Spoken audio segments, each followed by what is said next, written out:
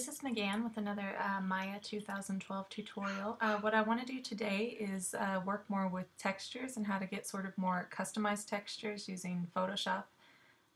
What you're going to want to do is first you want to go back and watch my video on planner mapping and hypershade to kind of get some background information on this, but what we're going to do is basically select an object like the face here, which will hopefully show up. Okay, yeah, there it is in our texture editor. My Maya's running slow, so it'll just take it a minute.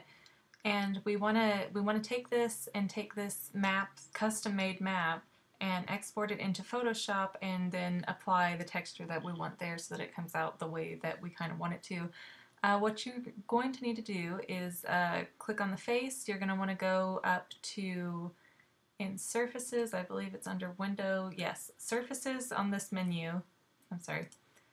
Surfaces here, Window, and then down to UV Texture Editor, and that'll bring up this box right here. And once you select the face, of course, in the Select by Object Type mode, it's going to show up here. And what you're going to want to do is go up to the menu, Sub-Divs, click that. You're going to go to UV Snapshot. And now most of this you're not going to need to mess with, but you are going to need to pay attention to where this is going to export out to. On my particular computer here, it's going to go like way into this, into the Maya project. So I'm going to browse. I'm going to save it somewhere a little bit more convenient, like desktop. For this desktop, just is going to be a lot faster. But if I want to be more organized, of course, I can get really specific with where I put it. So we'll click desktop. Oops.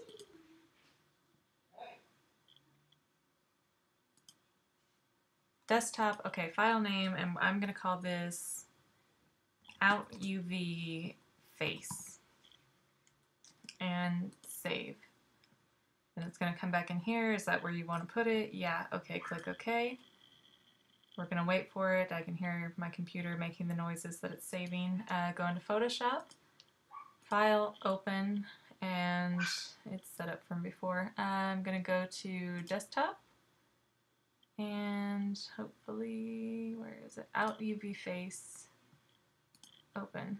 And it's really hard to see it, but you can kind of see the pattern for my face is in here. So that's all we need to be sure is that we can kind of see the thing. I'm going to go up to Layer, New Layer. Doesn't matter what you call it. We just want to make sure in case we mess up that we are not painting on the original layer. Then we're going to go over and get, if you're like me, Mozilla open.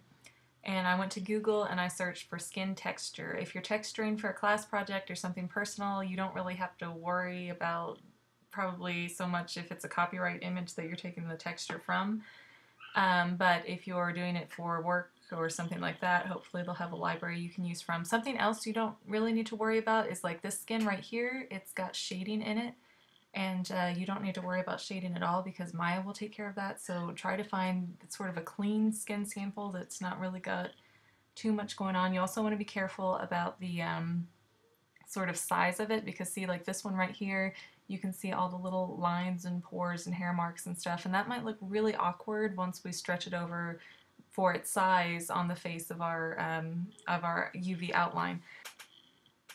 So let's say, for instance, I don't want to get something that's overly textured for the size of my project, and I don't want to get something that's kind of shaded, something that has too much shading in it. So I'm just going to go with this first image here, and I'm going to right-click and save image as 574 in my pictures. Alright, once we've saved that, we're going back into Photoshop, File, Open. Alright, it's not popping up as fast as I want, so let's just look for it. There it is. Oh, there it was. Went right by it. Okay. Now what we want to do is select our clone stamp tool. We're going to hit, if you're on the Mac, you're going to hit the option button. And I like to get right in the center so that way I can go left and right and up and down and not really screw up. But you're going to hold down option, click the area you want, and then you're going to go back over to your map here. And we're just going to kind of paint right on top of it. And you can paint over it. Make sure you are on the layer and not the original though, because that can create problems for you later down the road if you screw up, like I said. So we're just, I'm not going to worry about being too awfully neat here.